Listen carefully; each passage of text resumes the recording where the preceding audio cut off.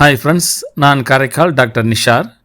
நம்ம கலெக்ஷன் சேனலை சப்ஸ்கிரைப் பண்ணுங்கள், ஃப்ரெண்ட்ஸுக்கு ஷேர் பண்ணுங்கள், லைக் பண்ணுங்கள்.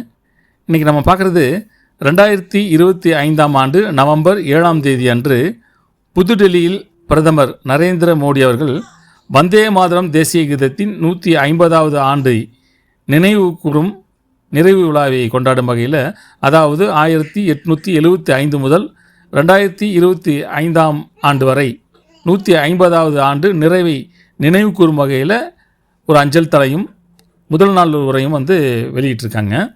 1875இல் இயற்றப்பட்ட இந்தியாவின் சுதந்திர போராட்டத்தின் போது ஒரு சக்தி வாய்ந்த கீதமாக மாறிய பாடலே இந்த அஞ்சல் தலை நினைவு கூறுகிறது.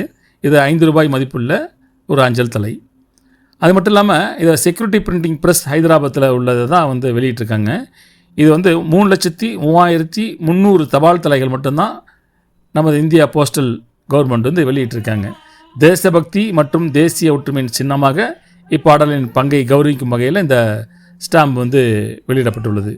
இதனுடைய வடிவமைப்பாளர் ஸ்ரீ சங்க சமந்தா அவர்கள். அதை தான் நம்ம பார்த்துட்ருக்கோம். சப்ஸ்கிரைப் பண்ணுங்கள், ஃப்ரெண்ட்ஸுக்கு ஷேர் பண்ணுங்கள், லைக் பண்ணுங்கள்.